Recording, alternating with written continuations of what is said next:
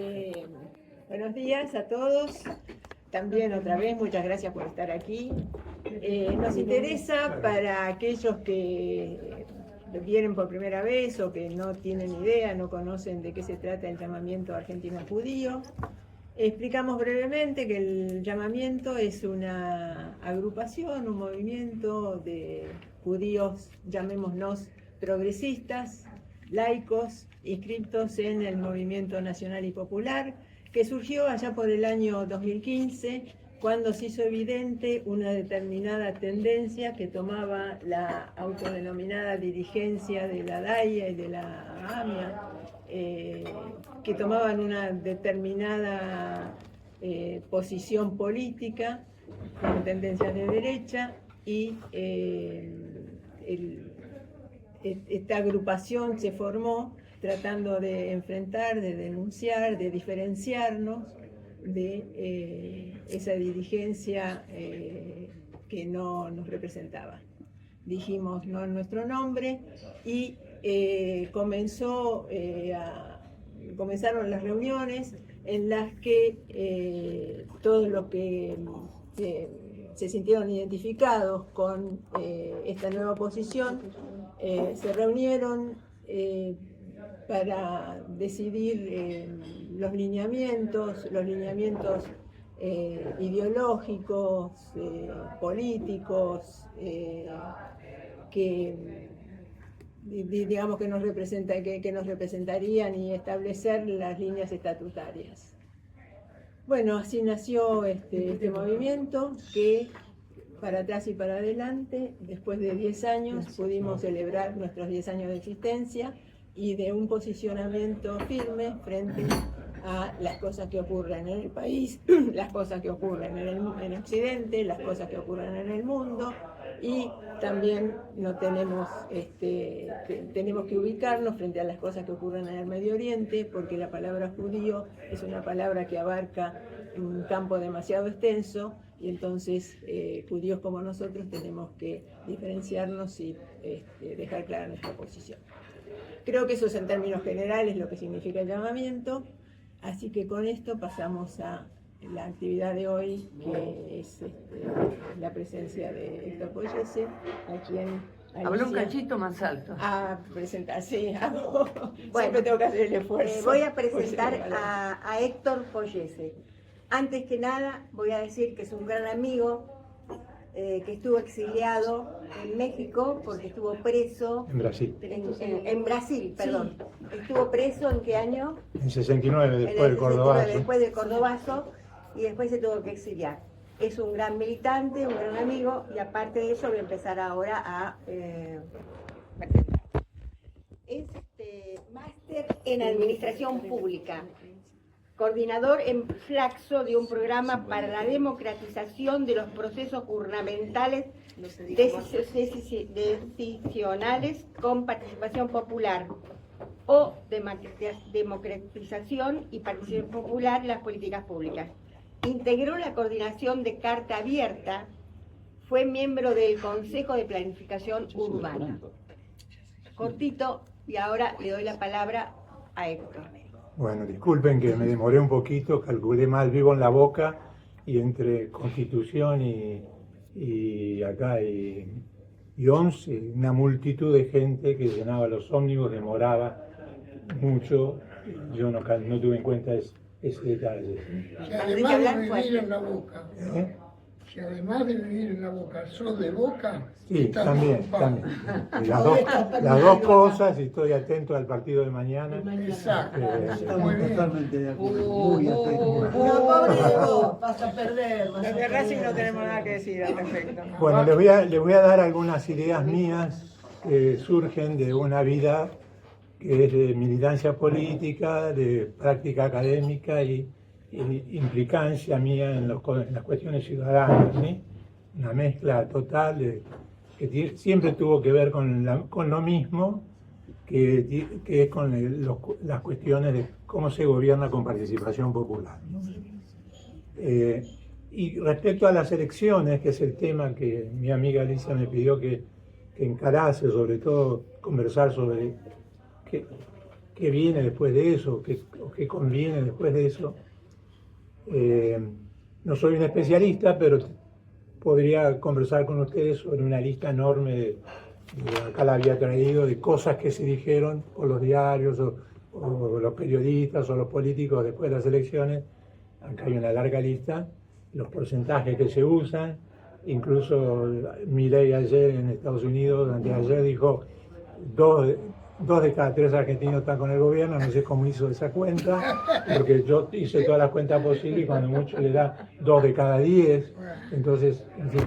Pero eso lo podemos dejar para una charla más posterior. Y yo me quiero concentrar en lo siguiente. En el proceso electoral hay una infinidad de causas. Yo me voy a concentrar en 2 causas, tratar de estudiarlas a fondo, que son la baja concurrencia, la progresiva baja concurrencia a las elecciones y el desplazamiento de los actores, de los electores de una elección a la otra, que eso sucede y se estudia poco, ¿sí? O se conversa poco de eso. Voy a usar la denominación de insatisfacción democrática como la causa que está atrás de la baja concurrencia. Los que no concurren es porque están insatisfechos con la democracia. Y eso podría ser, a su vez, efecto de un proceso de despolitización. Yo me desintereso de la política, entonces no me intereso en las elecciones, entonces no concurro a las mismas. Y esos procesos ha habido en otros casos también, no solo en estos que está sucediendo en la última década, sino también en el 90. Ustedes se acuerdan que en el 90 había el movimiento de los 500 kilómetros. La gente, se viajaba a los 500 para no votar, después iba la policía y se declaraba que no se podía.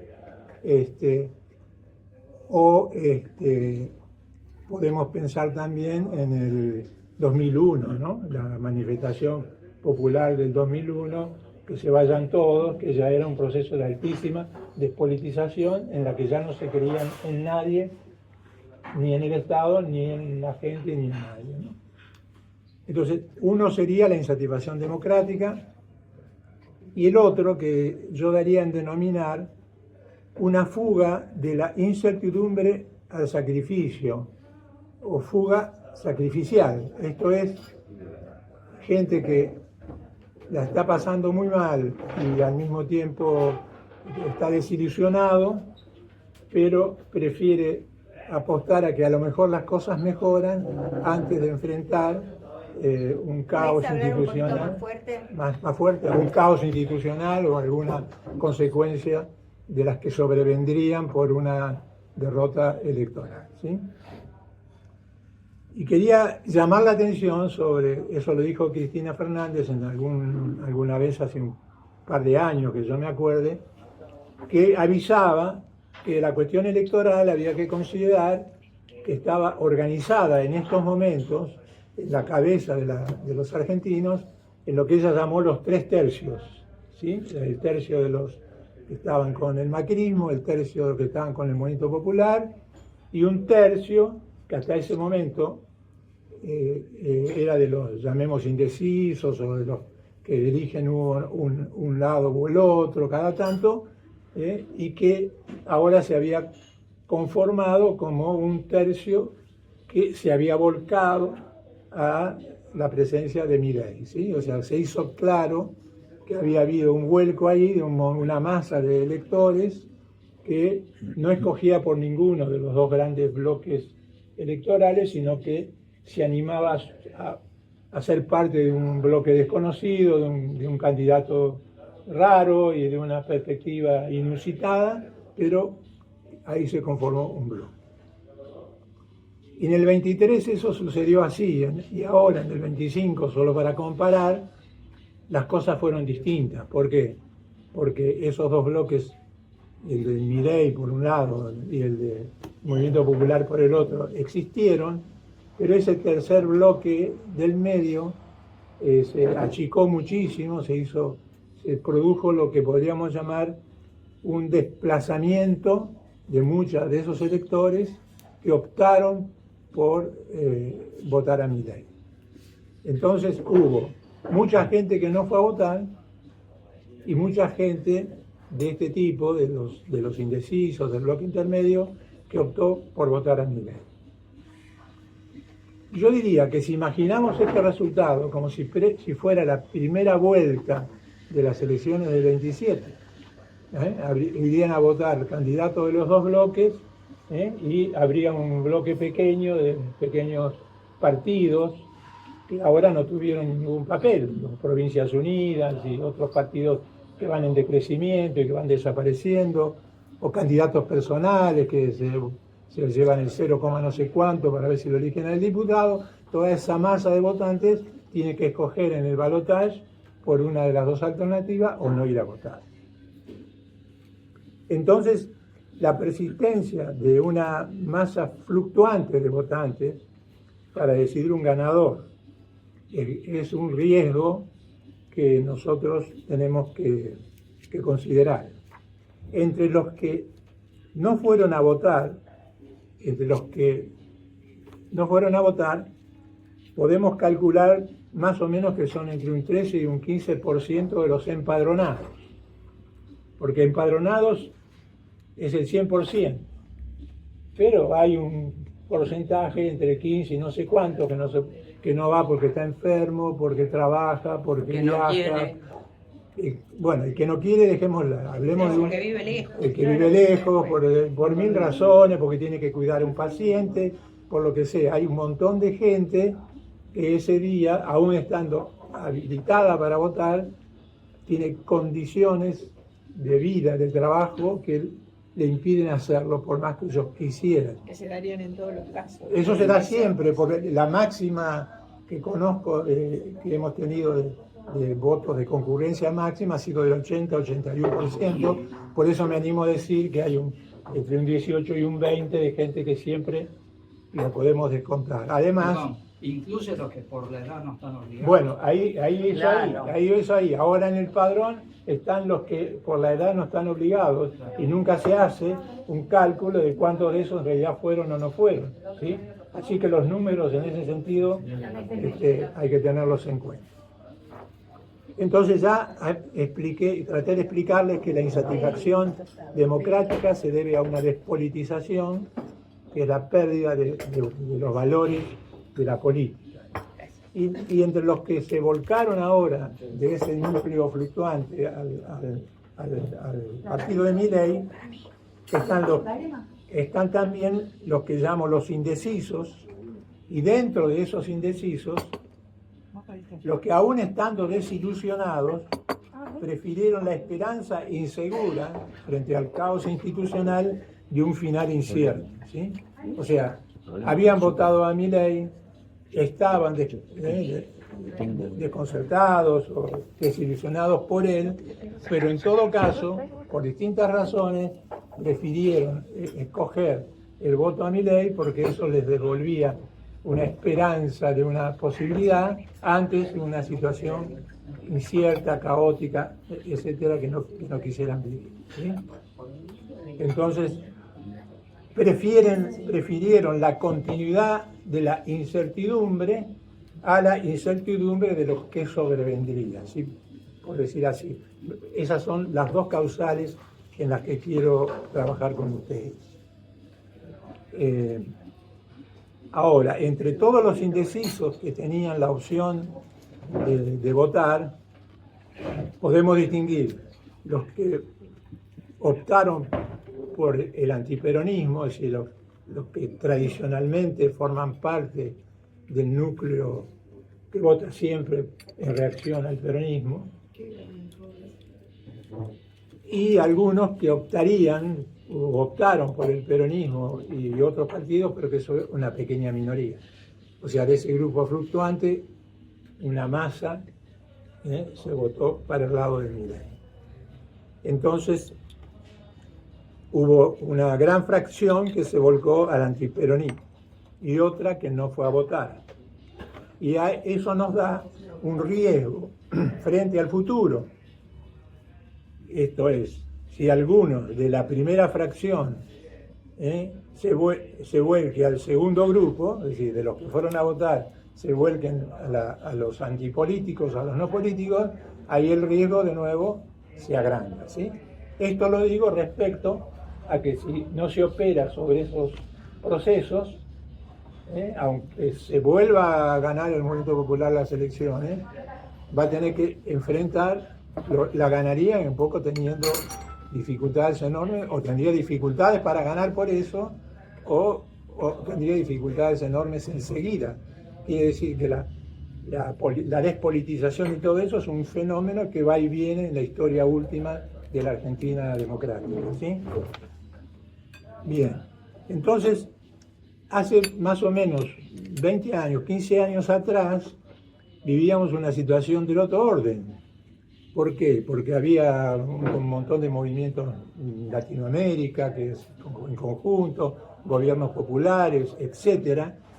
Y inclusive los teóricos de la política avanzaron y definían que se estaba produciendo un acercamiento de la sociedad con los estados a favor de la gente, o sea, estaba cambiando aquella idea que el Estado es un adversario en las prácticas democráticas, ¿no? El Estado sirve, nos puede ayudar, en fin, ya no es algo que uno tiene que ocupar para hacer una revolución, sino que alguien tiene que ganar para que equilibre, para que ayude, ¿no? Para que juegue a favor de los procesos populares en las formas que estaban tomando al final del siglo XX y al principio del siglo XXI. Le voy a comentar solo un autor, Boaventura de Sousa Santos, que llegó a definir el Estado como novísimo movimiento social. Esto es, se estaba dando una situación en la que la sociedad y sus movimientos sociales y el Estado, pensado como novísimo movimiento social, podían actuar juntos, podían tener cosas en común que antes habitualmente no tenían, ¿no? Y todo eso podía enfrentar, o estaba enfrentando, a lo que se llamaba el Estado empresario, ¿sí? El Estado empresario versus una asociación entre este Estado más dúctil, más recogido sobre las necesidades populares y el movimiento social. Combinando elementos estatales, una hibridez, etcétera, en fin.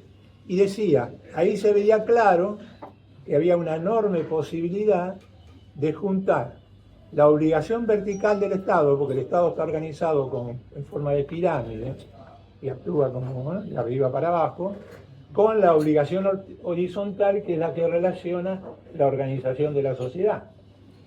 Si uno piensa una transformación, una relación entre las redes, las organizaciones sociales y la pirámide vertical, y uno dice, bueno, en algún momento eso podría cambiar, pero ¿cómo va a cambiar? Un día todo va a ser horizontal, un día va la pirámide a dejar de ser pirámide, o hay que explorar y trabajar las vinculaciones entre los dos. Y ahí aparecía la idea de una posible conjunción entre las dos obligaciones, la vertical y la horizontal. Complementariedad, reciprocidad, no se sustituye uno por el otro, pero se juntan. Esa es un poco la idea de Boaventura. Y entonces eso lleva a reinventar el papel del Estado y el papel de la sociedad. Esto es, en esa situación estaba habiendo una reinvención, o puede haber una reinvención. Entonces, desde ese punto, nosotros que trabajamos la idea permanente de aumentar la democratización del Estado, defender el proceso democrático y incorporar la participación popular al proceso democrático, que hemos descubierto que no se trata apenas, se habla de democracia más amplia, democracia participativa a veces, etcétera, como si fuera algo que ya se conoce. Si yo consulto a veces, estoy haciendo participativa la democracia, pero la democracia nuestra es representativa, se elige a representantes. Eso superó la idea de la democracia ateniense, que eran unos pocos que se juntaban no sé cómo se escuchaban, si eran muchos, pero eran unos pocos que se juntaban y votaban levantando la mano, la llamada democracia directa, que se conserva en nuestros movimientos sociales, en fin, en 1000 situaciones existe democracia directa. Después tenemos la democracia representativa, que se elige representante para que en una sociedad, en una república, digamos así, se pueda gobernar por los poderes, van los representantes. Pero ahora esa democracia representativa está dominada, atenazada, adormecida, casi destruida por el triunfo de un capitalismo monopólico del que no voy a hablar porque todos ustedes seguramente han conversado a mares sobre eso y ya conocen, ¿sí? Bien, entonces vamos a simplificar eso en una especie de dominio del mercado, ¿no? La sociedad se fragmenta, lo que el mercado quiere es que nosotros no estemos organizados en nada, el individuo es el individuo por sí, que tiene que arreglarse, y el Estado es inútil y hay que reducirlo o hay que destruirlo, ¿sí?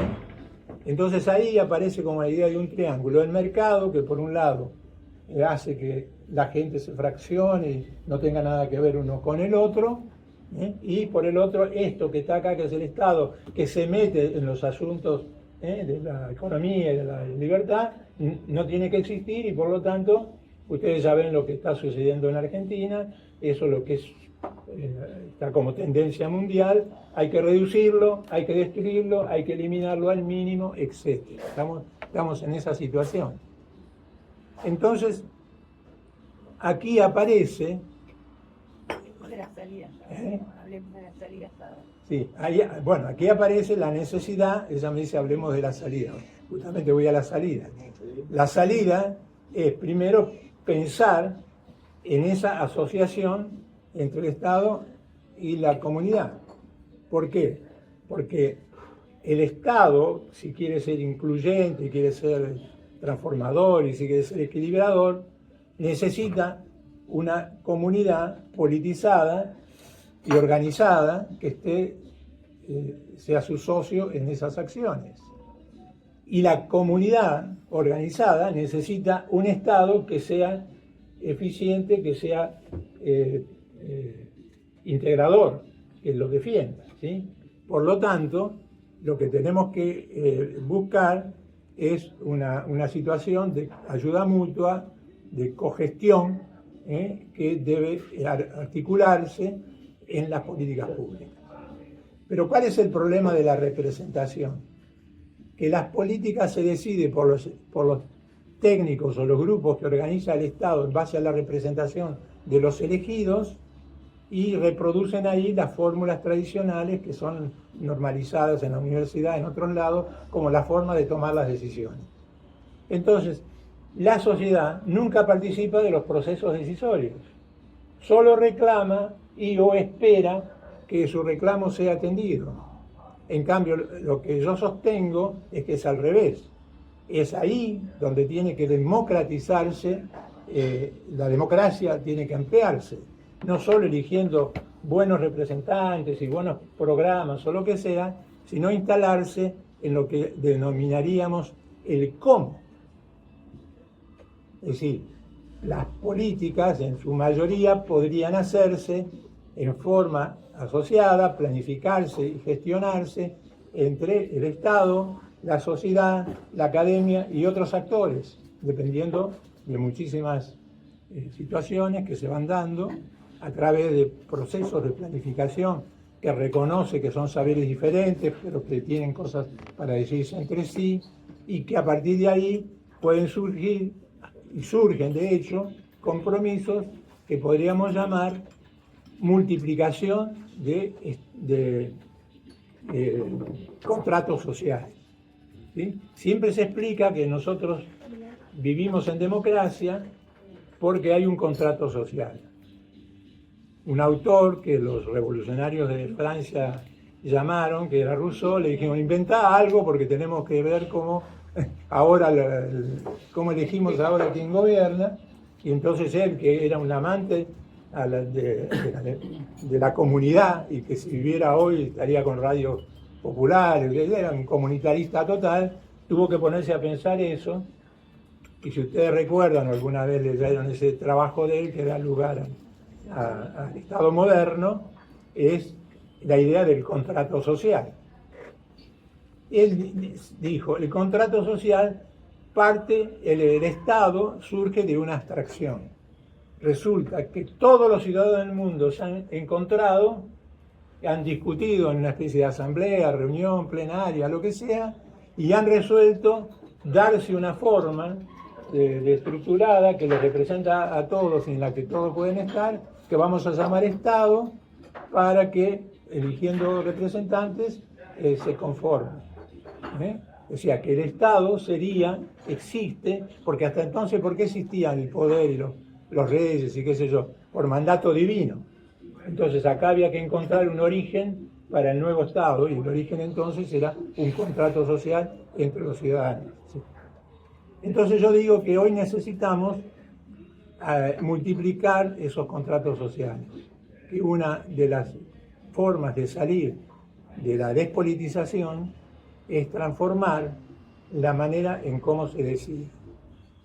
Por eso se insiste mucho hoy, los políticos mismos que discuten, los periodistas que se parecen dioses del saber, que te dicen todo lo que hay que hacer todo el tiempo. Ellos no sé si militan en algún lugar, no sé nada de eso, pero ellos dicen cómo tienen que ser los programas, o si no tenés un programa no podés ganar, etcétera, etcétera. No alcanza hoy con un programa. ¿Bien? No alcanza con un programa, no alcanza con tener buenos representantes, porque eso significa el qué y el por qué de lo que se quiere hacer.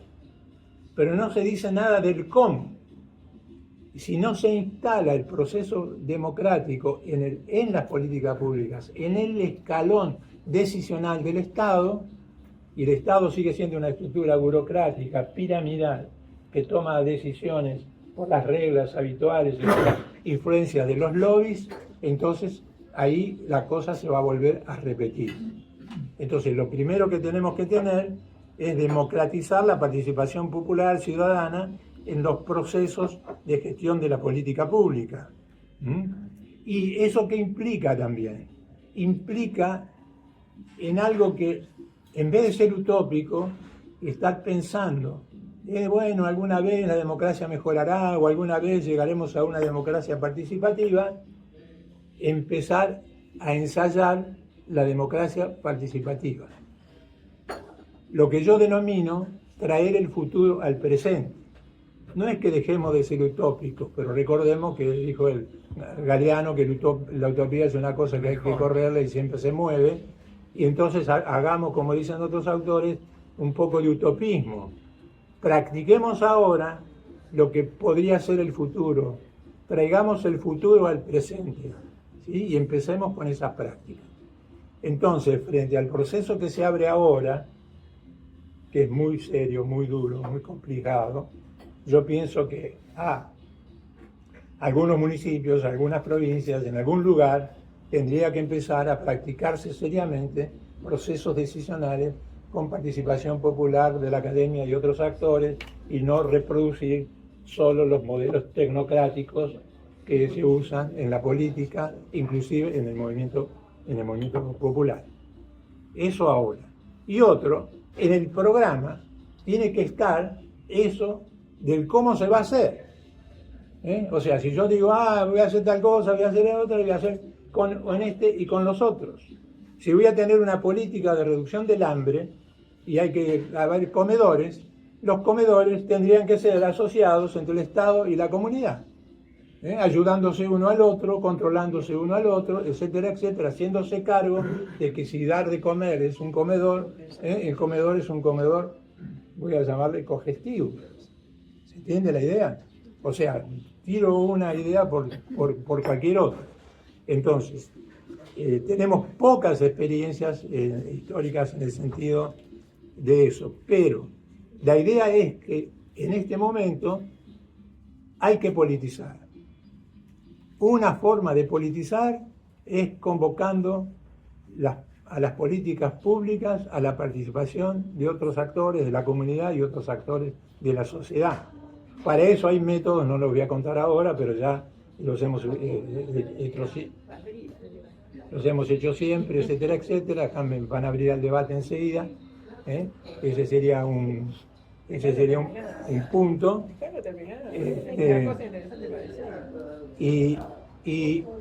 Y entender que la baja intensidad democrática que se dice que hay es consecuencia de que hay una alta intensidad no democrática.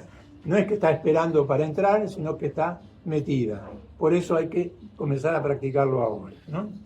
Entonces, bueno, esa es la idea. Y la otra forma de politizar es recurriendo a la historia. Hay que politizar y hay que hacer conocer la historia a una gran parte de la sociedad que no la ha vivido, ¿sí? Entonces yo, qué sé yo, una persona de 30 años no vivió ni siquiera el 2001. Por lo tanto, no conoce nadie de nuestra propia historia. Y con todas las modalidades que hay hoy de las redes y vivir a la sanfazón, las personas piensan que viven en un país que no tiene historia y que no importa la historia, que no importan las ideas, que no hay ideas. Entonces, esas dos cuestiones, democratizar la decisión del Estado, aumentando la participación popular, y impulsar una militancia asociada entre Estado y sociedad vinculada con el conocimiento de la historia política nacional. Esos son los dos aspectos que no deberíamos no tenerlos en un futuro inmediato, porque si no, gente, lo único que va a conseguir es que se reproduzca lo mismo que sucedió ahora. Bueno, ahí termino porque me Enrique, después Diana. Yo quiero hacer una pregunta también. Sí. Bueno, espera. Enrique. Yo también, Alicia. Está bien. Enrique, Diana, Emina, Rosa. Tienen tantas preguntas. Sí, bueno, Alicia, ¿alguien más? sería conveniente reiterar que por favor sean preguntas Sí, y no sean... que sean preguntas breves para dar espacio después a... ¿Vos qué preferís? ¿Que hablen tres y después contestar? Sí, prefiero que hablen. Y, ¿Alguien más Sí, quería...? como dice Mauricio, preguntas y no No, enunciados. No, pero si hay opiniones también No, me también, interesa. en la ¿no? medida que sean breves. ¿Alguien más levantó la mano? Sí, bueno. Bueno, Enrique. Sí, yo lo que querría comenzar por preguntarte... Habla fuerte, por favor, Enrique. Y lo que querría comenzar por preguntarte es cuál hubiera sido tu exposición si el resultado de las elecciones hubiese sido otro. Bueno, esa es tu pregunta. Bien, ahora Diana. Bueno, yo te quiero comentar en esto hablando de los... Más fuerte, Diana. Que No, pero para eso hubiera pensado lo mismo, ¿entendés? Porque íbamos a enfrentar una situación que iba a tender a repetirse. No llevaban los partidos, no llevaban eso en su práctica.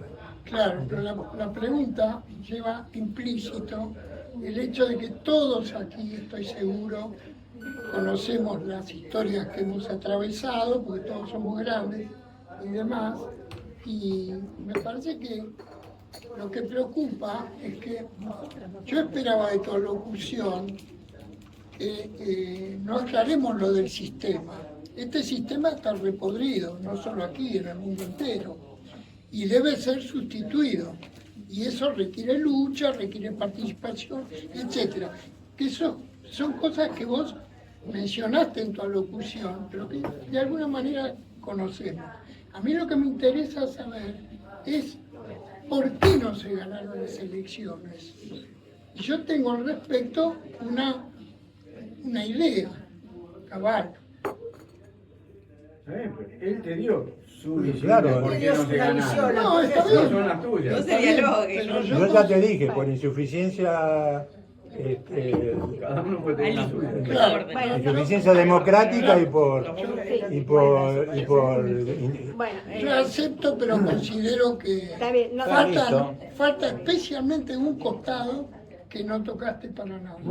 No sé, del sí, ¿cuál es ese costado? Bueno, le damos primero la palabra a Diana, a los que problema. faltan, y después Enrique de nuevo decís algo que probablemente coincide con lo que yo pienso, pero no importa. Diana. En esto hablar de los cómo, yo creo que tenemos un problema en las bases que tiene que ver fundamentalmente con el seguimiento de líderes que no surgen y que entonces la ciudadanía se queda siempre en estas cuestiones que quedan ahí y que tenemos un peronismo, que no lo nombraste, pero que me parece que hace a una cuestión de liderazgo que no abandona, que no deja lugar, que no permite y que no suma. En ese contexto, me parece que en esta cuestión de las utopías que comparto, que hay que trabajar las bases, que hay que trabajar en conjunto para unir y todo lo que vos dijiste y lo comparto, ¿cómo se hace prácticamente en una situación contextual en la que estamos viviendo, donde se pelean los que tienen que estar juntos, donde las cúpulas no permiten crecer desde abajo y donde todos nosotros somos, digamos, no encontramos el lugar para participar? Elina. Mi pregunta tiene que ver un poco con lo que estaba diciendo Diana. Es decir, cuando vos hablabas de Buenaventura y de esa unión del Estado con la sociedad, digamos, creo que se entendí bien. Es decir, un poco con maldad, mi pregunta es tu opinión sobre, de nuestro lado, del tercio con el que nosotros nos identificamos, si se ha dado, cómo se ha dado o si no se ha dado esa imbricación o esa relación positiva entre el Estado y la sociedad o todo el grupo, es decir, entre el Estado y la sociedad y nosotros como grupo que formamos parte de ese tercio. Bien, le damos la palabra a Rosa, ¿puedes contestar? Sí. ¿Alguien más? Sí, Rosa. Bueno, Trata de ser también breve. yo milito hace 20 años en la ley de comunas, y la ley de comunas tiene en su nudo el tema de la democracia participativa. Pasados los años y viendo que esto se va a caer, que está fracasando, mi primer análisis sobre el tema es que, bueno, una ciudad única da lugar a políticas únicas. En la comuna esta, 5, por ejemplo, hay 2 barrios, Almagro y Boedo. Cada uno festeja su fiesta por su lado. No hay la posibilidad de conjunto, de unidad. No existe el término unidad. Entonces se cree que la identidad es única. Y algo de eso juega, me parece a mí, como un principio de pensamiento, juega en la política. Bien. Bueno, voy a empezar por el tema de las comunas porque el martes hay una reunión en la legislatura y yo estoy invitado para hablar ahí. Y el tema, las comunas, por ejemplo, que es una gran innovación que tiene la idea de la participación social en la cultura del Estado, nunca cuajó. ¿Por qué? Porque entre que fue pensada en la Constitución del 96 y sancionada en la ley del 2004 y empezó a funcionar en el 2011, ya gobernaba Macri, etcétera, etcétera. Entonces aquí las comunas sobreviven sin poder hacer nada, el gobierno las desconoce, la centraliza, hace cosas por su cuenta, no hace las cosas concurrentes, las comunas no reaccionan y los consejos consultivos reclaman que no hacen nada, etcétera, etcétera. Y las comunas viven hoy una posibilidad, o siguen así hasta que mueran por sí mismos, por inercia, o el gobierno las elimina, como hace Milei, eso no hace falta gastar plata en eso, o reacciona, se recompone y se reinstala, se repiensa. Entonces, hay una posibilidad, si se discuten algunos temas de la ciudad y las comunas empiezan a pensar el plan local, el plan de tu barrio, porque la comuna fue pensada como una estructura orgánica del Estado, que si llegara a ser un municipio es una parte del Estado. Por lo tanto, tiene responsabilidades y tiene una visión de ese territorio. Entonces, así como el Estado central no podría pensar no sé, que tiene que vender las tierras tales porque se le antoja para tal cosa, sin discutir con esa comuna que iban a hacer edificios de no sé qué, o para hacer pasar el Metrobús por directorio, destruyendo la industria que había ahí, o lo que sea, porque eso, no, si eso no se considera una competencia concurrente, que la ley dice, entonces está violando, pero al mismo tiempo, si no reacciona, y no hay una práctica concurrente de las comunas respecto a eso, desde un plan local que diga cómo ve esa comuna el desarrollo de su territorio, su unidad de su territorio, se va desdibujando la idea de una acción gubernamental. Y los vecinos se van preocupando y no persiste y desaparece la práctica comunal. Nosotros hemos hecho, yo tengo una lista larga, hace 40 años que me dedico a esto, tengo una lista larga de procesos en Latinoamérica y en Argentina para contestarte, pero para decirte dos proyectos rápidos que pueden ser significativos y fácil de entender. Uno fue el proyecto, la política de Buenos Aires el Río, que se desató el gobierno de Ibarra en su momento, y durante 7 años se organizó un sistema de gestión del río con una estructura propia del Estado y la participación comunal de la academia, de los organismos especializados, y, ordenando, digamos así, esos parques y discutiendo los distintos parques, etcétera, etcétera, cosa que cuando llegó Macri lo eliminó, porque él no estaba dispuesto a que eso existiera, ¿sí? Eso estaba tan integrado que yo, que no era de la municipalidad, me venían a visitar los evaluadores de la política municipal para preguntarme cosas, y yo le decía, yo no soy evaluador, no soy municipal. Ellos no sabían, ¿entendés? Pensaban que por estar gestionando ese plan junto con otros, yo era de la municipalidad, y no eran. A eso quiero decir, que las contradicciones que genera una práctica innovativa con las que no lo son. Y otro proyecto muy importante que también nos tocó coordinar en su implementación en Argentina fue sancionada, cómo fue la sanción de la ley de medios en el gobierno de Cristina. La ley de medios se sancionó, primero, con reuniones que se hacían en todo el país, en las universidades, con participación de múltiples actores, incluso de las comunidades indígenas, y cualquiera que vea la redacción original que surgió de ese circuito, va a ver que tiene más citas de grupos indígenas y populares que cualquier proyecto europeo que tiene citas de académicos. O sea, los artículos y todo eso ya traían la formulación de ese lugar.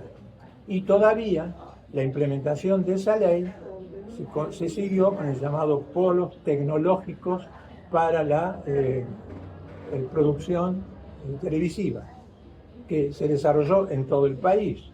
Se hicieron 44 nodos coordinados por las universidades, en las que participan los municipios, la provincia, los actores, los sindicatos, las organizaciones sociales, etcétera, porque había que construir una producción local, porque la ley exigía el 40% de televisión de origen local en las televisoras del interior, y no había productoras locales. Lo único que teníamos era el Disney de acá, de Palermo, que nosotros conocemos.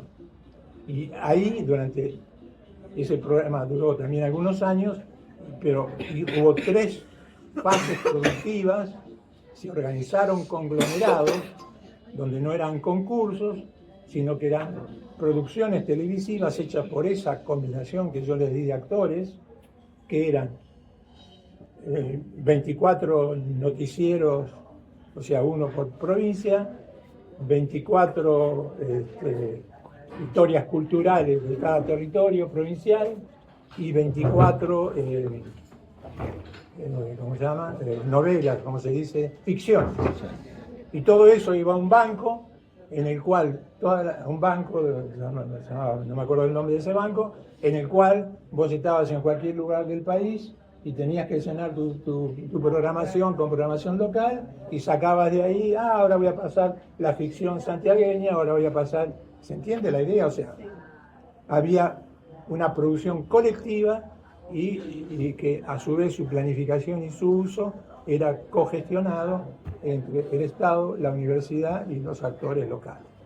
Por contarles dos nada más, ¿no? Yo te preguntaba una cosa un poco más amplia, Sí. que digamos tiene que decir, mira, algo así como qué pasó con las famosas 1000 flores de Néstor en la actualidad. Que florezcan las 1000 flores. Podés hablar más alto porque no se escucha. Sí. Yo le preguntaba que en realidad mi preocupación con un poco de maldad quizá, o un poco de insidia, es decir, en esa relación de la que habla Buenaventura, del Estado o de la dirigencia, lo llevo a la dirigencia, con la sociedad, es decir, en qué quedó, en qué se transformó aquel famoso surgimiento de las 1000 flores de que hablaba Néstor. Digamos, No, pero eso te digo. si se mantiene esa relación entre la dirigencia y todos el pueblo apoyante de esa dirigencia, Lo que pasa o que, si eso cambió de alguna lo que, pasa manera, que en el peronismo, el talón de Aquiles es que no contiene esto que yo te estoy diciendo. ¿Entendés? Entonces, que florezcan las 1000 flores, era la idea de decir que el gobierno estaba dispuesto a que todo lo que aparezca él lo iba a atender. Y ahora, si yo usara esa frase, diría que florezcan 1000 flores plantadas y cuidadas entre el Estado y la comunidad. O sea, no hay comunidad organizada, si no hay gobierno que impulse la participación comunitaria, y no hay Estado incluyente si no hay una comunidad organizada que contribuya con sus recursos y con sus ideas y con sus saberes a la producción de la política. ¿Sí? Lo digo desde mi propia pertenencia y de mi propia historia personal. Es el talón de Aquiles. Perdimos las elecciones por eso, porque nunca conseguimos resolver ese asunto. Escasamente, lo que yo les puedo contar, se piensa en eso, pero nunca se dice el cómo.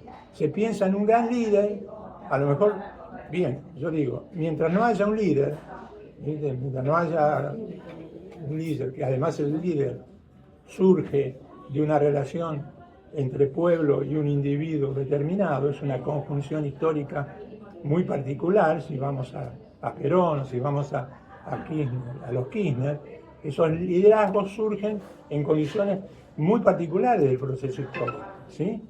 Es decir, en la cual hay una movilización popular y hay una conjunción que se da, que se sintetiza en la presencia de una persona que da lugar a todo eso que la sociedad está reivindicando. Entonces yo no dudo que a lo mejor podamos también hacer surgir un líder.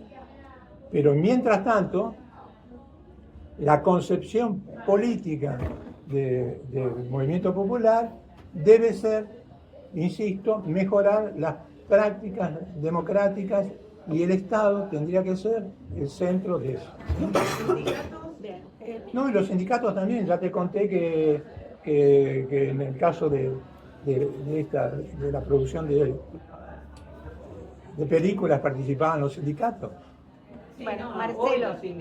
Bueno, yo no, la lista que traje acá de razones es infinita, pero yo quiero explicar las dos que para mí son el talón de Aquiles, de la política. ¿De acuerdo? ¿Entendés? Marcelo quería decir algo. Sí, pero él tenía que decir por qué se perdieron.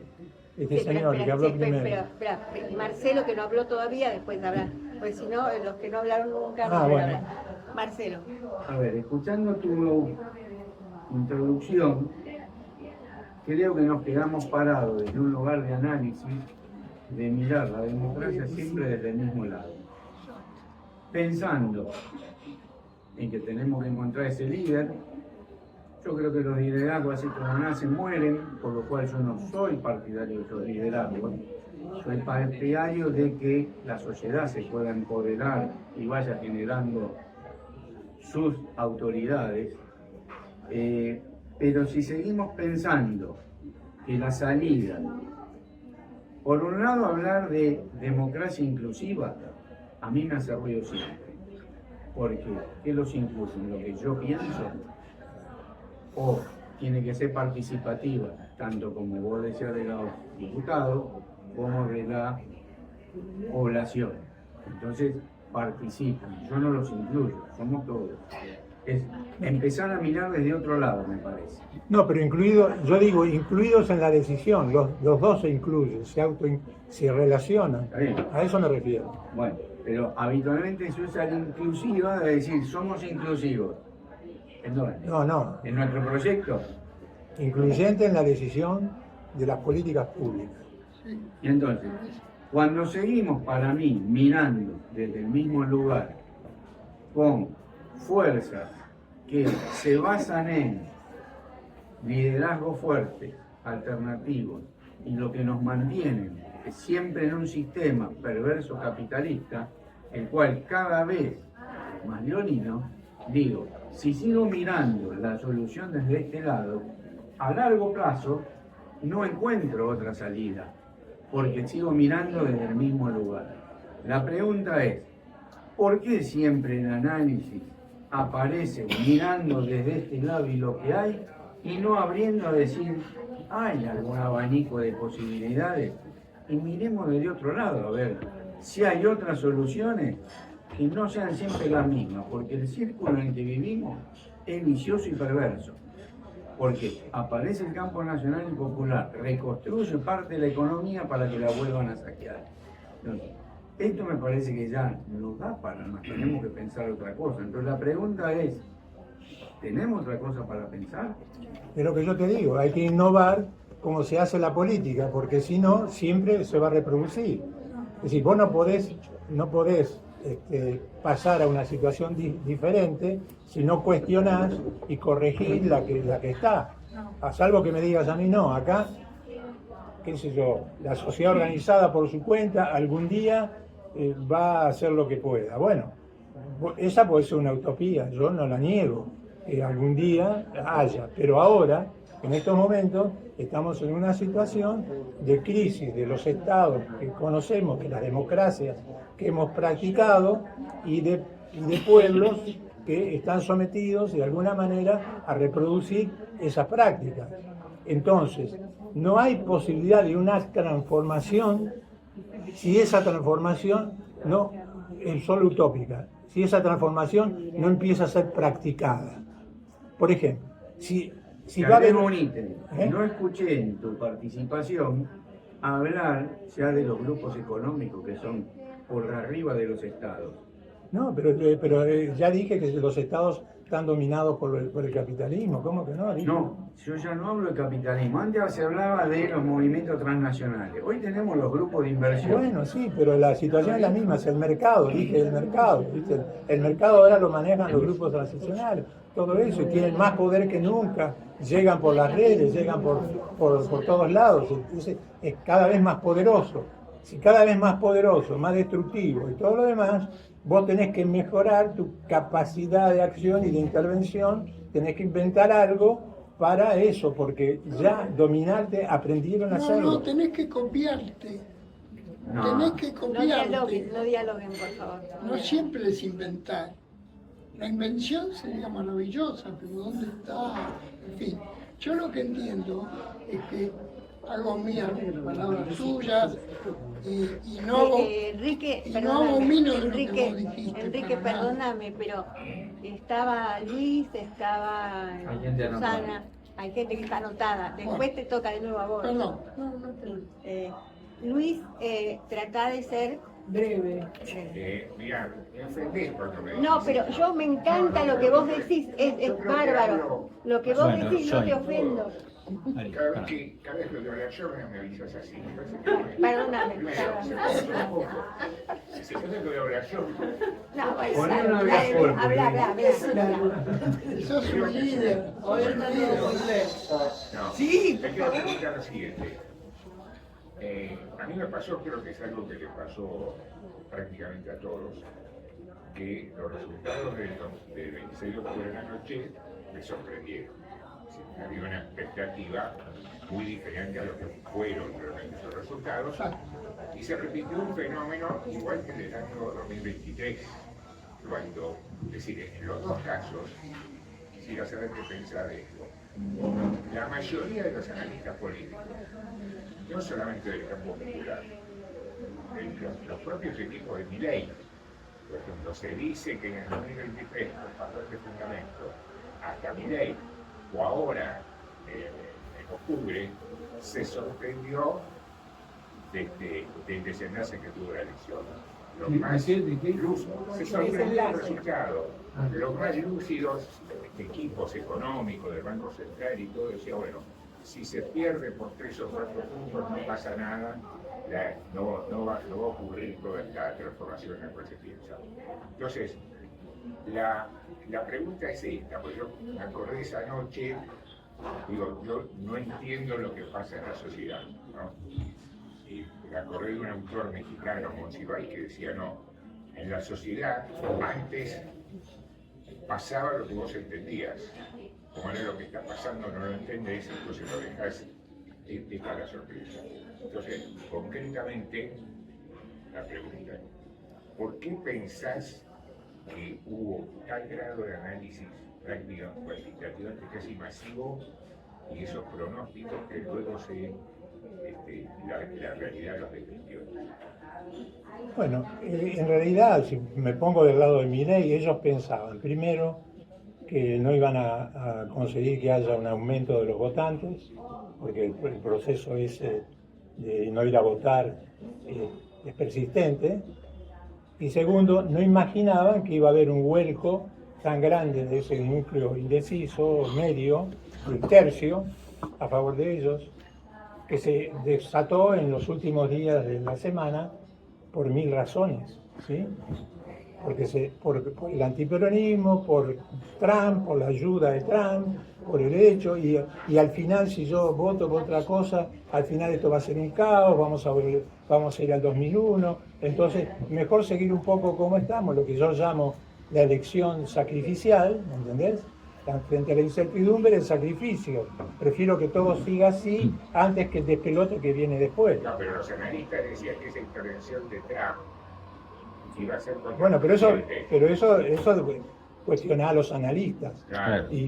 Pero también los mileístas lo pensaban. Por eso decía que se conformaban con una pequeña cosa, ¿entendés? O sea, la que avisó que había tercios y que había que trabajar sobre ese tercio había sido Cristina, que dijo, ojo, hay que asegurar que eso esté. Y yo digo, sigo insistiendo, hay que asegurar que ese núcleo de votantes apolitizados, indecisos, volubles, como queramos llamarlo, que va y viene entre esas dos alternativas en la sociedad argentina en las últimas elecciones, vaya para el campo popular. El talón de Aquiles que tenemos, insisto, en que no introducimos en la práctica gubernamental formas de hacer la política que entrenen, que asocien, que le den protagonismo a la sociedad para que se sienta parte, para que defienda esas políticas, para que la multiplique y para que se politice. Y lo mismo para la juventud, que trabaja de otras cosas y no conoce la historia, conozca también la historia política, digamos, politizar. O sea, eso es lo que a mí se me ocurre. Si a ustedes se les ocurre otra forma de politizar, si hay una inyección que politiza, distribuimos la inyección, no sé lo que quieren, ¿no es cierto? Pero hay que conseguir que se piense eso, porque si la práctica social no le construyó, si la práctica social no le construyó esa conciencia, hay que ayudar a que se construya. Porque la nuestra, de personas de la edad que tenemos nosotros, se construyó a lo largo de una historia, en la que fuimos aprendiendo, debatiendo, tenemos opiniones, etcétera, etcétera. La de los jóvenes y todo eso se construye por la vida que ellos tienen, por las redes que consultan, por la forma que toma el modelo capitalista, el modelo del mercado, etcétera, etcétera. ¿Se entiende? Es decir, ese es poderoso. A ese poder, ¿cómo lo enfrentamos? Él dice que repitiendo no sé qué. No, repitiendo no, yo dije copiando. Copiando. Y lo que estoy diciendo ¿Y copiando qué? es que no se habla de lo que hay que hablar.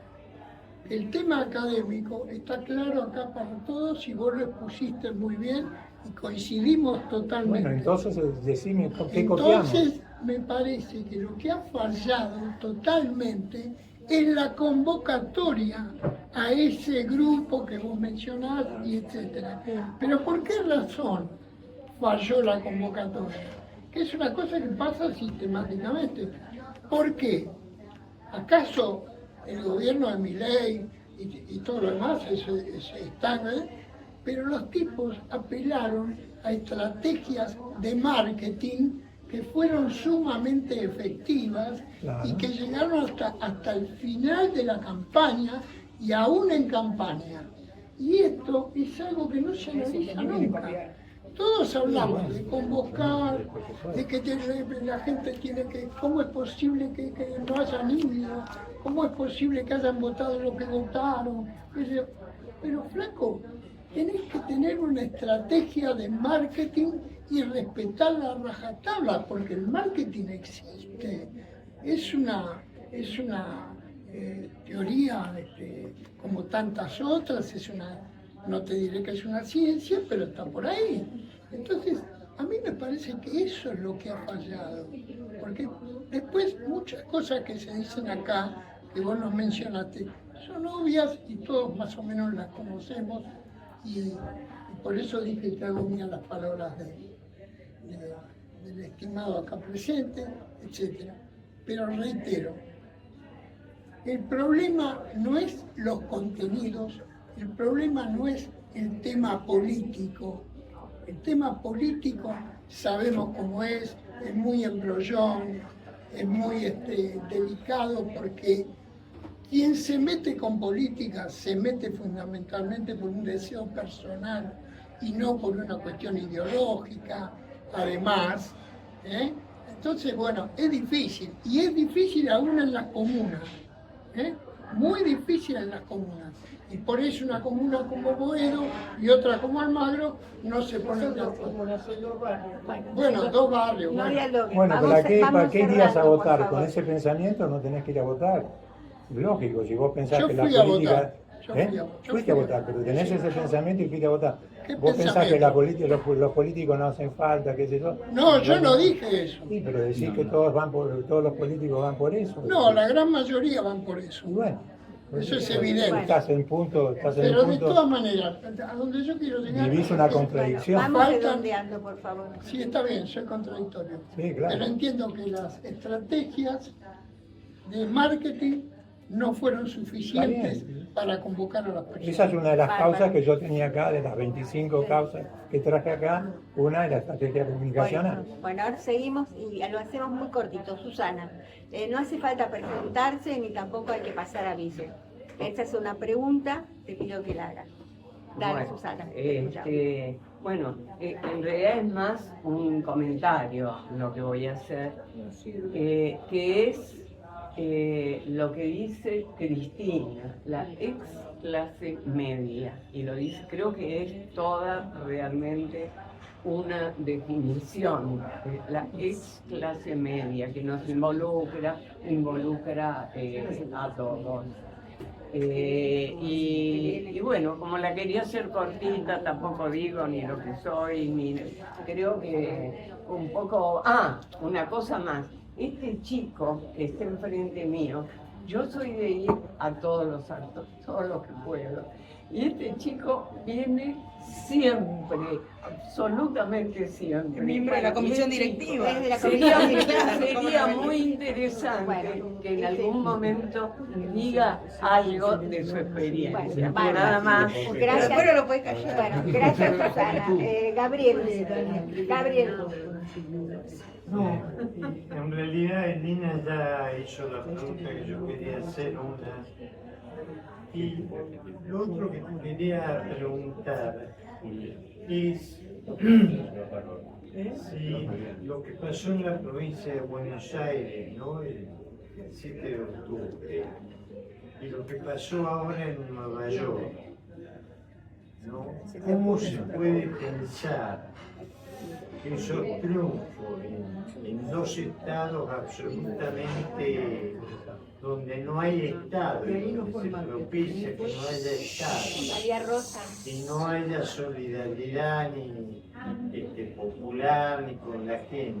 Y de repente se produce un triunfo, ¿no? En un lugar donde eso no tendría que aparecer según la política, por ejemplo, de Milei o de Trump.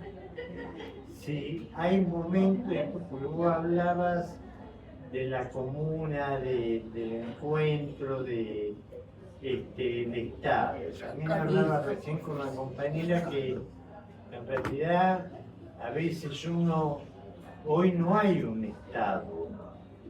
Entonces, ¿cómo el Estado ese puede determinar un proceso político si está cerrado o tiende a ser inexistente? En relación a todo el modelo que vos relataste, ¿no? ¿Por qué hubo esos triunfos? No, eso último que decís, que no hay Estado, hay un Estado debilitado, hay niveles distintos de Estado, son distintas las situaciones en los países, en el nuestro lo mismo, pero no desapareció el Estado. Por lo tanto, hay que tratar de reconstruirlo de una manera distinta. O sea, la democracia vos la defendés transformándola, porque si la defendés para que sea igual como era, se va a volver a reproducir. Y el Estado, si vos lo reconstruís para que sea como era, también se va a reproducir. Por lo tanto, lo tenés que reconstruir haciéndolo más participativo, más eficiente. Por eso yo hablo de traer el futuro al presente. Entonces, vos tenés que practicar ahora, ir practicando ahora en las condiciones que se puedan, en los países, municipios o lo que sea, estas cosas. Tenés que actuar al mismo tiempo reconstruyendo los estados y transformando la práctica, la democracia. Porque si no van a seguir haciendo que el Estado desaparezca y van a seguir haciendo que la importancia de los individuos y la gente no sea considerada y van a manejar absolutamente todo con formas autocráticas, etcétera, etcétera. Todavía es posible eso. La elección de los Estados Unidos, si la colocás dentro de mi forma de pensamiento, yo te digo lo siguiente, bueno, no hay ninguna duda de que este muchacho ganó por un qué y un por qué muy claro en un país que está con una crisis económica muy fuerte porque millones de personas reclaman porque no tienen trabajo, etcétera, etcétera. La ciudad se ha hecho invivible, etcétera, etcétera.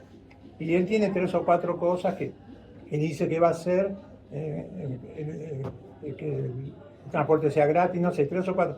Entonces, la gente votó porque ahí estaba surgiendo un líder, ¿sí? ¿De acuerdo? Que se hacía cargo de una situación, de una movilización para hacer. Bien, ahora, el cómo, no sé.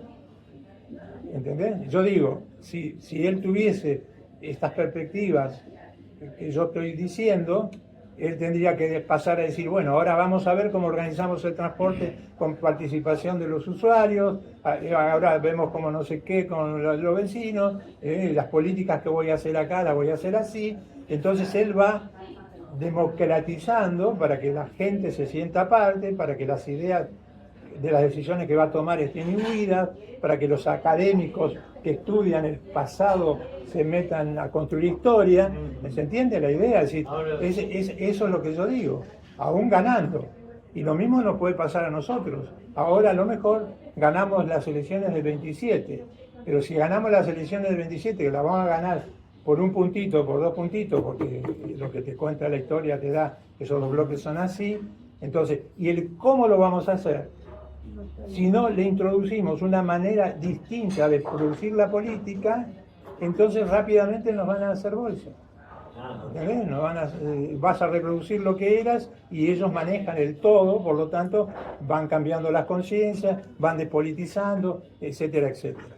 No niego para nada que una campaña comunicacional más eficiente, qué sé yo, podría haber ayudado.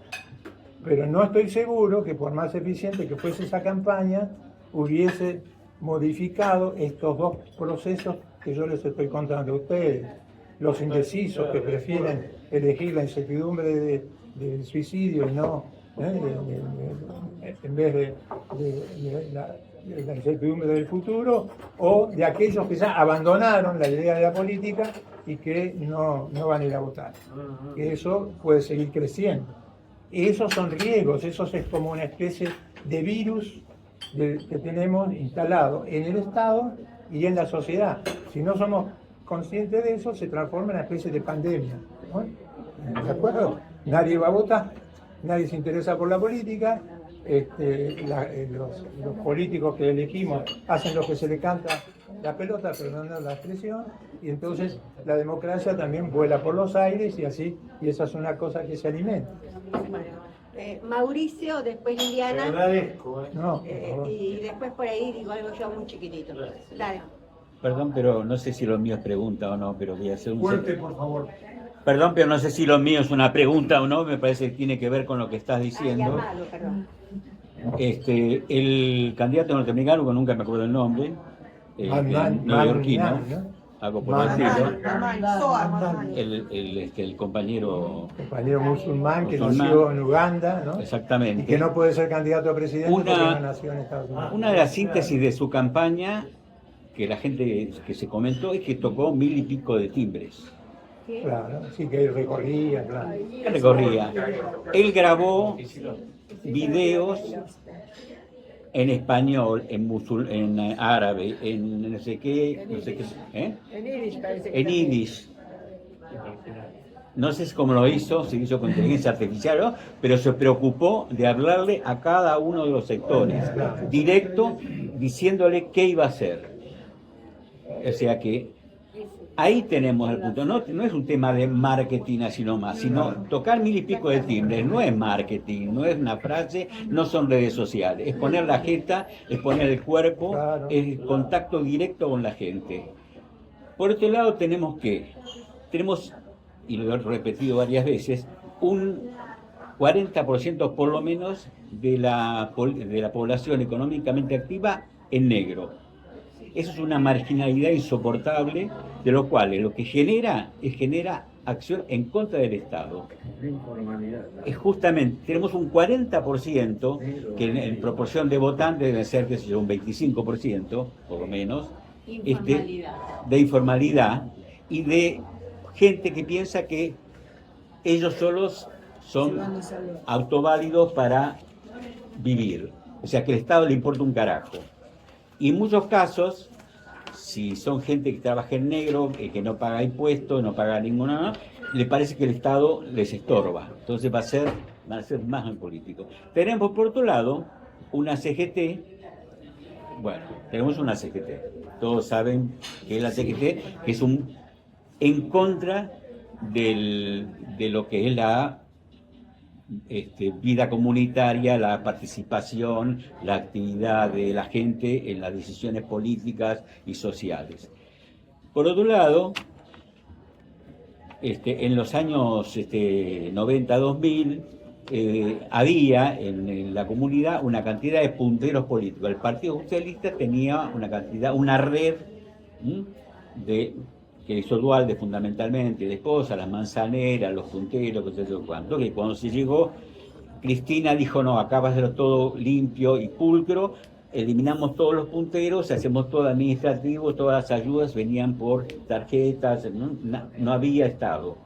La gente agarraba una tarjeta, iba, cobraba y no se sabía quién se la daba. No había, fundamentalmente, el puntero toda la vida ha tenido como objeto saber qué piensa la gente, qué necesita la gente y transmitirlo. Solucionar el problema. A este le falta un documento, a este tiene una ayuda, a este le falta un lugar en la escuela. ¿Eso? Y era un contacto con el Estado. Podía ser malo o bueno, pero era algo. Había una raíz, había como raíces que tocaban la sociedad y había una devolución y había... Entonces, si perdemos todos los contactos, si los grupos juveniles, además, sin nombrar a ninguno en especial, se dedicaron a buscar puestitos en el Estado en vez de estar en el territorio, en Argentina los movimientos populares perdieron el contacto en el territorio, que era un pequeño pedacito de lo que vos estás planteando de la democratización, la politización y todo eso. O sea, este gobierno terminó reventando todo. Empezó Macri dándole mucha guita a los grupos y convirtiéndole en grupos separados. Y por supuesto terminó reventando todo Milei, rompiendo los comedores, que eran en algún momento una especie de ágora de algún modo. Y eso me parece que es el efecto de lo que se está viviendo. El Estado se achicó, ¿no? se aisló. Y también lo hizo Alberto Fernández, manteniendo ese 40% del trabajo en negro, no solucionando nada, no proponiendo nada, dejando que la CGT fuera lo que es, y ustedes saben perfectamente qué es. Y eso es una forma de cortar todos los lazos con la sociedad. Yo me pienso que este es el resultado. Bueno, pues yo comparto todo lo que vos decís. Acá está la larga lista de cosas que se argumentaron. Entre los que está la comunicación o la campaña. Acá quieren hablar. O sea, no es un tema de marketing, no es un tema de redes sociales, ni de marketing, sino de relación persona a persona con la gente. Yo soy periodista, tengo 55 años de periodista. Sí, pero no sabes lo que es el marketing. Laburé en marketing. No dialoguen. Pero en política. Tu ejemplo del intendente de Nueva York es muy importante. Él hizo todo eso y ahora está el cómo. Ya que él hizo un marketing hablando en todas las lenguas, recorriendo todo para ganar los votos, ahora está en cómo va a hacer la política. ¿Sí? Si él la hace por el método tradicional. Pero también lo hizo Kicillof. De la estructura no dialoguen porque no se escucha organiza nada. Y el tejido social y lo suma a la decisión de la política. Ese es el desafío que tiene. Es el talón de Aquiles de cualquiera que vaya a gobernar. Exactamente. También de Kicillof o de cualquiera. Lo de Kicillof es un muy buen ejemplo porque hizo toda la campaña a pulmón, solo, y así tuvo resultados. Por supuesto que sí, es un excelente. Lo que quería decir después lo digo ahora rapidito porque tiene que ver con lo que dijo Mauricio. Yo estoy de acuerdo con que esto de se perdió la calle, se perdieron los barrios, se perdió los grupos militantes jóvenes, simplemente están con los puestitos, eso es cierto, sabemos todos. Se perdió esto de recorrer y hablar. Y también otra cosa que se perdió por el negacionismo es la educación. En los colegios primarios, de hablar del secundario, la universidad está recuperando algo, algunas universidades están recuperando algo. La memoria se ha perdido. Es lo que yo digo, la historia. ¿No? Exactamente, la historia. Quería aclarar eso. Bueno, ahora seguía Liliana, después Amado. En los años 70, Ya hablaron. en los años 70, en la juventud peronista, por decirlo, cuando íbamos por los barrios, a hacer la campaña, porque venía Perón, que las elecciones, qué sé yo, y al mismo tiempo organizábamos reuniones, seminarios, y, no sé, formas de trabajo en las iglesias, con la gente se alfabetizaba, pero se hablaba sobre la historia, sobre la política, porque toda esa masa gigantesca que no tiene formación, que no estudió, que no tuvo posibilidades, etcétera, etcétera, empezar a conocer los grandes lineamientos de la historia, lo que se discutía, etcétera, etcétera. De eso se trata politizar. Politizar es mirar la historia de tu humanidad desde el punto de vista de los modelos que asume las relaciones sociedad y Estado. Si no, ¿para qué? Porque hay que gobernar, por eso, si no, no tiene sentido. Bueno, Billy, trata de ser corta, después Amado, después Lautaro, y Luis que quiere hablar de nuevo, y después vamos cerrando para que cierre. Lo que vos dijiste de educación, yo me refiero a la historia, así, educando, o sea, de cualquier manera. Pero hay que conseguir que se eduque, habrá que meterse la educación, habrá que hacer lo que sea en los territorios para que la gente conozca. Claro, eso, porque además tuvimos información directa de porque gente la que escuela, trabaja en las escuelas. No lo hace, bueno.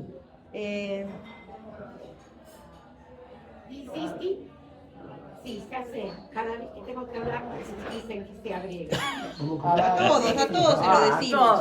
Se lo decimos a todos. A todos, no a todos. Independientemente de eso, sí voy a ser breve. ¿Cómo insististe en el cómo? Una y otra vez insististe en el cómo. Parte del cómo implica darle entidad a los obstáculos como aquello que se va a oponer a cualquier cómo, porque el poder concentrado transnacional se va a oponer a cualquier cómo. Entonces te pregunto si dentro del cómo vas a incluir el cómo enfrentar al poder transnacional, especulativo, financiero, concentrado, que parece ser el poder real. Amado, Lauti, y después contesta, o como quieran, Lauti, Amado, como usted quieran. Gracias, Amado, ¿querés empezar? Cortito. Quizás entre en el tema de marketing, por ahí. Lo que es evidente es que ahora a nosotros nos sorprende mucho, ¿qué pasó con esto? Ellos trabajan sobre la emocionalidad de la gente. Exacto. Más que nada por eso, ¿cómo nos sorprende? Uy, ¿qué pasó? Que de acá pasó acá. Eso es totalmente emocional para mí. Hay análisis, pasó esto, pasó lo otro. Pero ellos llevan la vanguardia en manejar la emocionalidad de la gente. De nuestro lado, entre comillas, se está viendo trabajar sobre la emocionalidad, no que sea eso de que florezcan mis flores, que digamos, enamorar a la gente, que eso se habla mucho. Eso es emocional, pero ellos van hasta tomaron lo de la batalla cultural. Las fuerzas del cielo, el canal carajo, ellos están con la batalla cultural, hasta tomaron eso, diciendo barbaridades. De nuestro lado, ¿se está tomando en serio, digamos, el hecho de que la batalla emocional es la que van ganando? Porque están manejando cabezas a lo loco. Esa es mi visión. No sé qué pensás. No están cambiando la cabeza de la gente o la están adormeciendo. De lo que se trata es o adormeciendo o exaltando. Sí, por eso. O hay que evitar que la cambien y exalten otras cosas, o hay que evitar que se adormezcan. Ese es clarito, ¿viste? Una posibilidad es competir en la cuestión más estructural de la comunicación y todo eso. Pero si es lo emocional vos tenés que juntarte con el otro, tenés que relacionarte con el otro, tenés que establecer un lazo, tenés que decir cómo hacemos esto, tenés que sumarlo a una red de transformación versus la otra red de no transformación que los otros dominan, ¿sí? Es decir, los adversarios ya saben cómo hacerlo. ¿Cómo hacéis vos para construir la inmensa red que tenés que construir para hacerlo? Lo más difícil es construir una red tan poderosa que sea capaz de instalar algo que reduzca el dominio de los grandes monopolios. Eso sin duda. Eso yo no soy mago al respecto de eso, ¿no? Porque eso es una cuestión. Pero si yo lo tomo como una cuestión de invencibilidad, tengo que renunciar y aceptar que de todas maneras todo va a ser así y no hay ninguna posibilidad de que todo siga así. ¿Entendés? Entonces, aún suponiendo de que gobierne alguien que diga yo voy a controlar la cuestión de este tipo, qué sé yo, tendré que hacer cosas, un cómo, que digan que yo voy en esta dirección y tengo que incorporar a la sociedad y a otros actores a ese cómo. O sea, tengo que construir, vamos a decir, mi ejército de favorables a esa transformación. Porque si no me quedo en palabras y no voy a poder hacer nada, y con eso alimento la despolitización. Aquí vino uno que iba a hacer eso, que iba a controlar el capitalismo y no lo hizo, entonces ¿para qué sirve eso? Entonces, por eso digo, si vos no estás pensando en cómo aumentás en esa relación Estado-sociedad el carácter de una acción política que sea lo suficientemente fuerte y poderoso, que vaya creciendo, que esté enraizada en los territorios, en la comunidad, en las clases sociales, en los distintos grupos, en los jóvenes, de todos esos, si vos no haces una cosa de ese tipo, entonces nunca vas a salir de la situación que estás. Entonces se trata de construir eso, y eso que vos construís va a ser una cosa que haces en la adversidad de los otros. Por lo tanto, tus estrategias van a tener que ser estrategias que sepan que va a tener esa adversidad, porque vos no podés eliminar esa actividad de un plumazo. Los tipos están, entonces vas a tener que ir viendo. Es como una guerra en la batalla cultural, una guerra en la conciencia de las personas, una guerra en la educación, una guerra en el tejido social. Es una guerra de ese orden, es lógico. Ahora, bueno, Lauti. Bueno, camaradas, buenas, creo que ya son... Buenos días. Buenos días. Sí, no todos, algunos son compañeros. Compañeros, compañeras, compañeres y hasta el Se caso. ofenden, sí. Y bueno, soy socialista, ¿qué quieren? Bueno, no, creo que en ciertas situaciones estamos... creo que la mayoría acá vio la película Huevo de Serpiente, porque acá se menciona la cuestión juventud. Y en la película Huevo de Serpiente manifestaba una juventud que estaba depresiva, cegada, dormida, llena de odio, de resentimiento social por todo lo que fue la catástrofe de la República de Weimar, y cómo de eso nació el monstruo, una juventud llena de odio, violenta, revanchismo, nacionalista, y un poco eso es lo que está viviendo el mundo hoy en día y Argentina en especial. Creo que hay algo que hay que tener en cuenta, que la juventud está bastante enojada, bastante escéptica, y yo creo que nos estamos también guiando mucho por el impresionismo político. Hace semanas atrás parecía que Milei estaba re mal, ahora parece que está re bien, pero acá se manifestaron, bueno, el ausentismo a la hora de votar, muchos factores, y yo a Milei no le veo mucho futuro político, a pesar de que ahora dicen le fue bien las elecciones, porque como todo en este país es volátil y ahora parece bien, pero todo puede llegar a estallar. Estados Unidos le dio plata, pero hace unos meses atrás también el FMI le dio plata y lo despilfarró todo. Entonces no veo un gobierno fuerte. Sí veo el peligro de que la juventud pueda caer ante cualquier otro caudillo de derecha que por darle un cierto bienestar limitado, el país puede caer ahí en un autoritarismo, en un autoritarismo corporativista. Eso hay que tener muchísimo cuidado, porque estamos viviendo épocas donde crece más la fascistización, el militarismo, visto como Patricia Bullrich reivindicó a Ignacio de Alberto Villar y a Ramón L. Falcón. Pero más allá de eso, creo que también hay algo que tener en cuenta. La izquierda también le fue muy bien en estas elecciones. En Capital casi el 10% Miriam Bregman, y en Provincia de Buenos Aires, para ser Provincia de Buenos Aires, 5%, que no es poca cosa. También hay un tema que la izquierda no tiene deseos de ser poder. La izquierda está bastante cómoda con sus bancas. Y en el movimiento del campo popular, en su mayoría peronista, tampoco hay no están dando ninguna alternativa, ningún proyecto de desarrollo de país.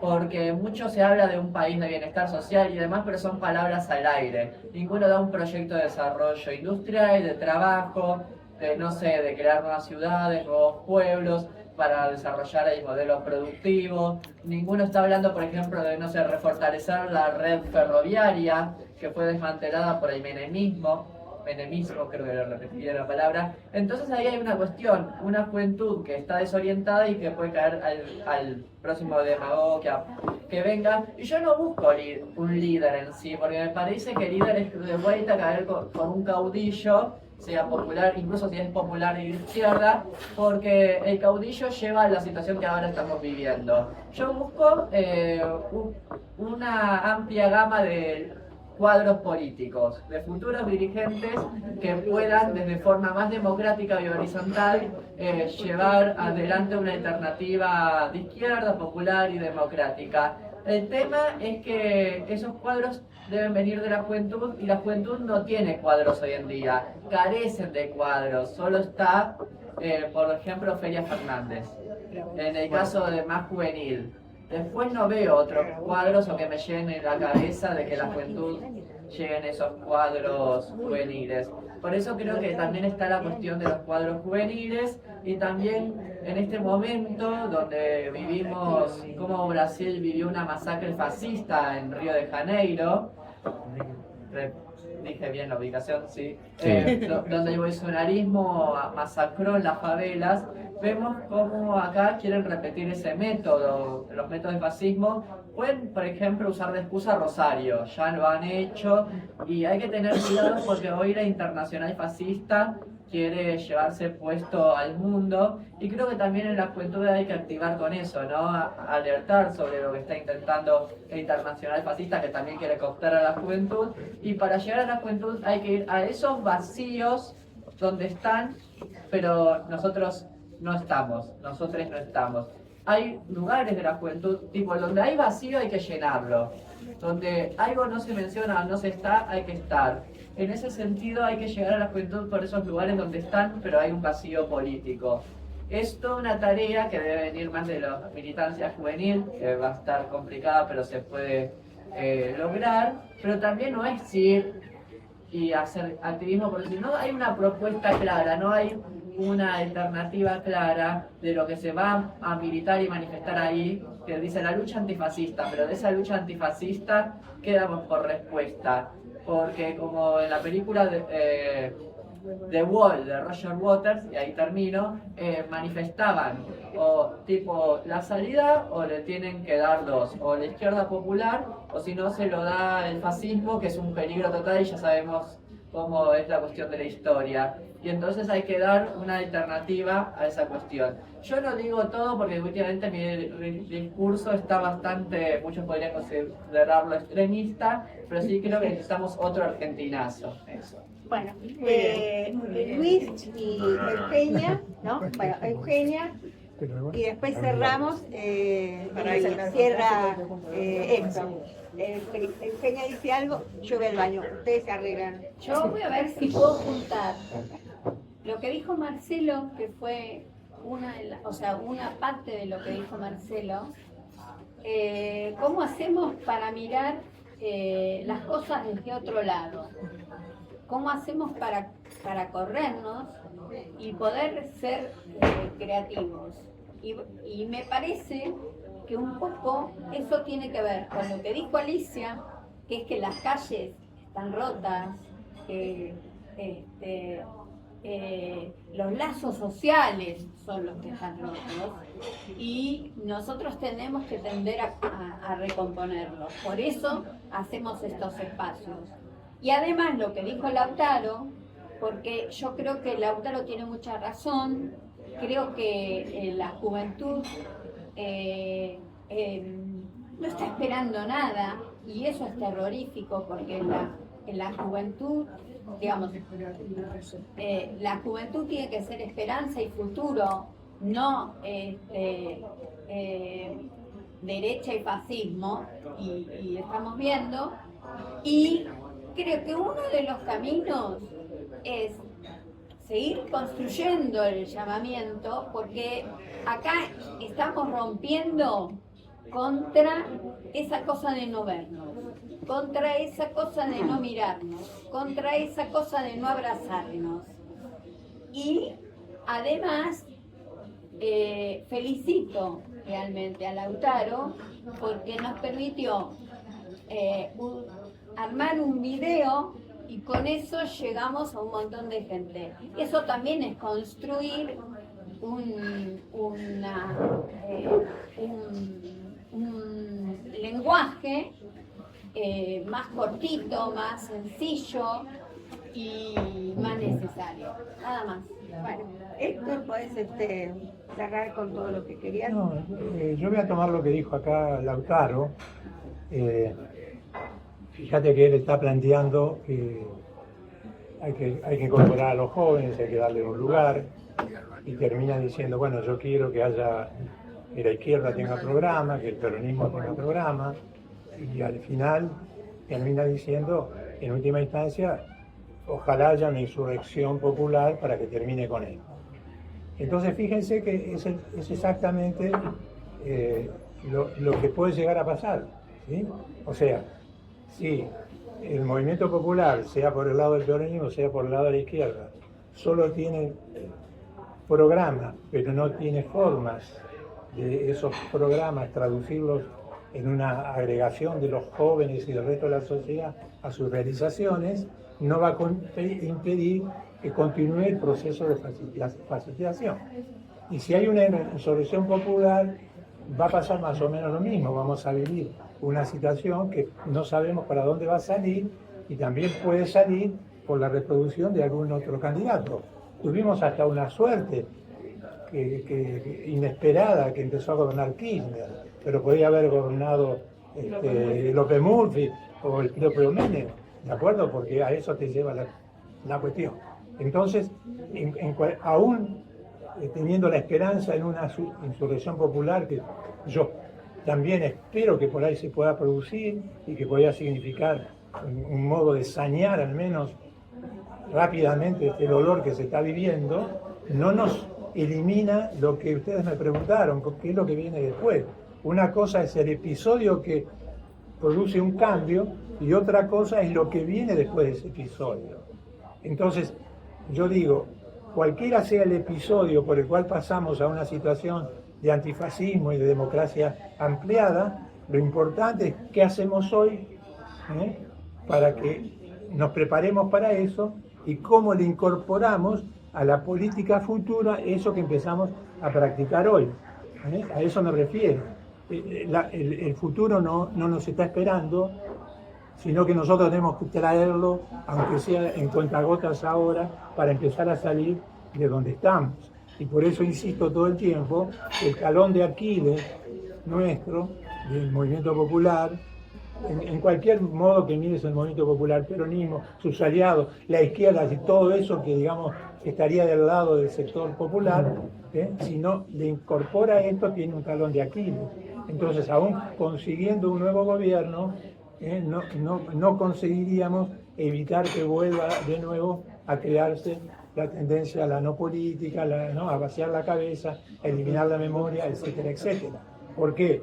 Porque el nuevo gobierno tendría que ser algo que se enraiza socialmente, que tiene estructuras extendidas como una parte de un gigantesco equipo de la política y no es solo los que están ahí en las oficinas de gobierno.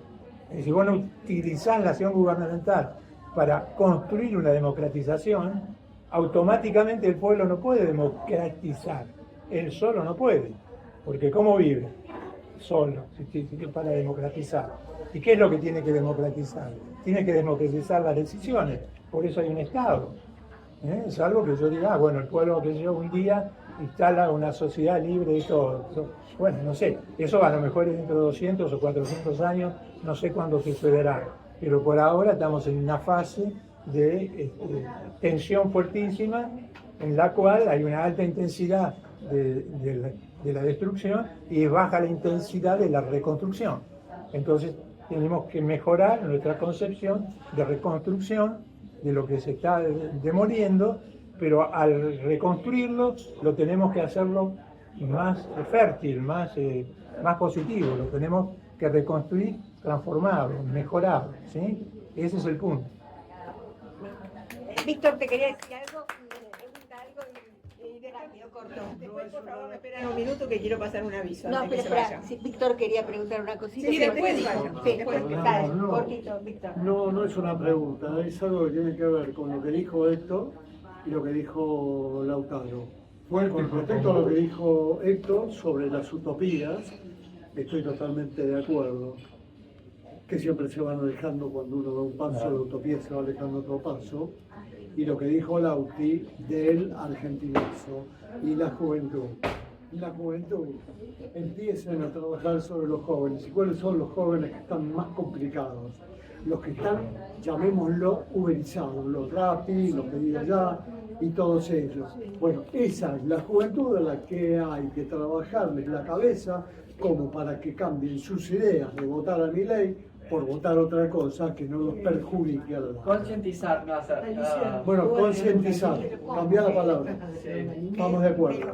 Me parece perfecto. Eso es todo. Esto es lo que quería decir. Yo hablo muy cortito siempre. Entonces entusiasmado, ¿no? Muy, todos quieren hablar, dale. Yo agregaría lo que dijo Mauricio, habló y trajo el ejemplo del político que se bajó en Nueva York. él, como se llama, bajó línea casa por casa, pero escuchó. Lo primero que nosotros no sabemos hacer es escuchar. No, hace 20 años que se tiran volantes todas las veces que hay elecciones. Jamás se toca un timbre, jamás se habla a alguien, un vecino, a ver qué opina, qué opina.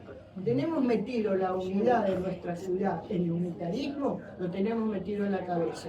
No sabemos qué es la unidad. Nada más. Bueno,